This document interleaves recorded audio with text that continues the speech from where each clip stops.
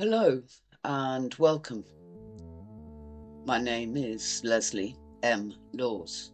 That is the name I write under.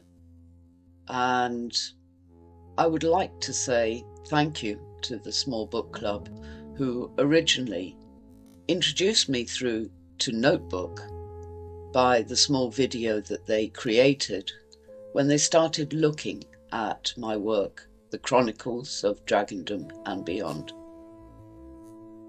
Because of that, I have decided to start using Notebook myself to help me to be more consistent in some of the work that I do on my YouTube channel, but also to allow me to give more depth, because AI seems to find a lot more in my books than I actually understood that I was writing. So I hope that you enjoy this introduction into the second book of the series, Alphatondik, the virus, which some of you may prefer as it goes straight into action rather than into the training that Aisha originally goes through, so that she understands how she is more than she thought she was as a human. I hope you enjoy it. If you do, please follow or leave a comment or a like. It costs nothing, but it does help me with the algorithms. I am only a small voice in millions of voices out there. Thank you, and I hope you enjoy. Okay, let's talk about a challenge that every single book club runs into: finding that next great epic read. You know the one. It's got to have scope, some depth, plenty of action, but most importantly, a ton to actually talk about. Well, we might just have found a contender for you. We're going to dive into the Chronicles of Dragondom and see if it's the right fit for your club's next big discussion. So, this series, The Chronicles of Dragondom, is it just another fantasy story, or could it be something a little more? Something that could actually earn a spot on that modern classic shelf and maybe spark some of the best debates your club has ever had. Whoa, okay, that's a pretty bold claim right out of the gate. We're not just talking about storytelling here, but cross-dimensional myth-making. I mean, that sets the bar incredibly high. It's suggesting this series is aiming for that special something that makes a book stick with you for years. So the real question is, does it deliver? All right, let's see if we can actually back up that claim.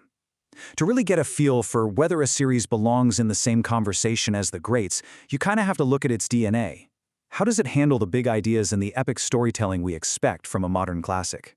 This right here breaks down exactly why this series gives off that modern classic vibe. Just look at that first row. If your book clubs spend hours, I mean hours, dissecting the philosophy of Dune, you're going to find that same energy here with this whole struggle for consciousness. Or if you all loved the powerful hero's journey in the Broken Earth trilogy, this series has a very similar focus on a feminine arc with its main character, Aisha. It's got the big science meets spirit ideas of Children of Time and the super intricate world building you'd see in something like A Court of Thorns and Roses. It's not about copying these stories, not at all. It's about hitting those same deep, powerful themes that just make a story feel timeless.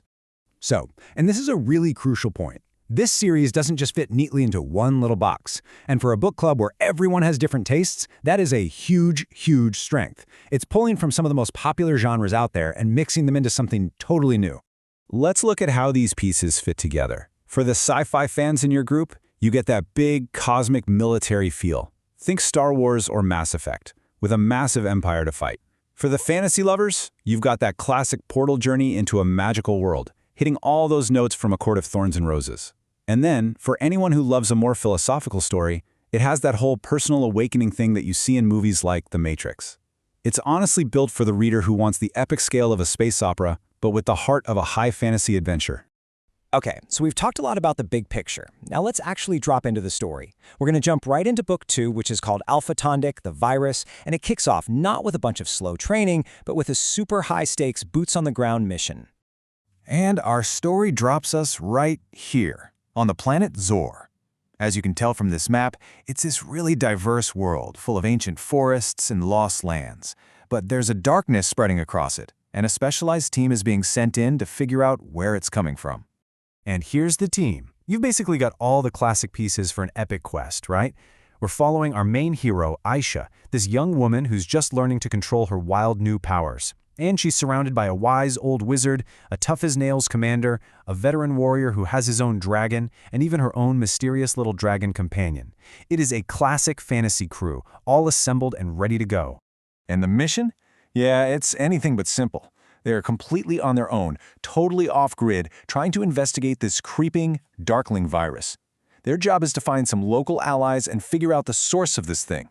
And all signs are pointing to a dark conspiracy involving slave mines and maybe even a hidden wormhole. The plot is just moving at full speed right from page 1. But this is where the series really opens up for a book club. The mission on Zor isn't just about fighting a virus. No, it's about peeling back the layers of a world with a deep forgotten history. This is the good stuff you can really sink your teeth into. So first, the team finds out they are not alone on this planet.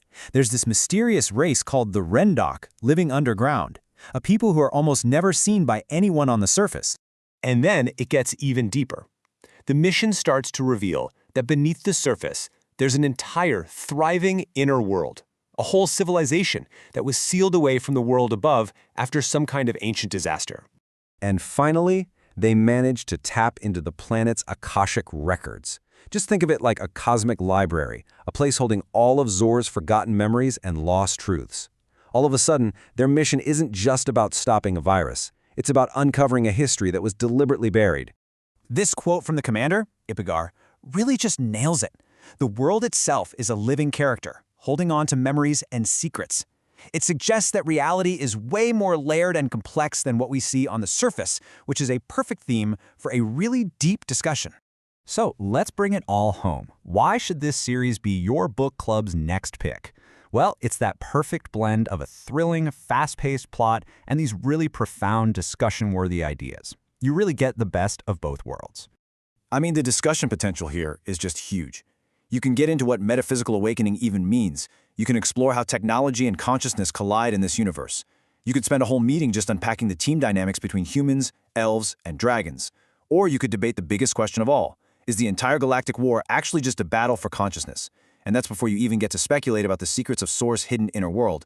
There is so much to unpack here. And that really brings us to the ultimate question this series seems to be asking. Forget space. What if the true final frontier is actually consciousness itself? It's a thought that hits that perfect note, that deep inner feeling that reality is so much more than what it seems. And it's a question that could kickstart one of your book club's most fascinating conversations yet.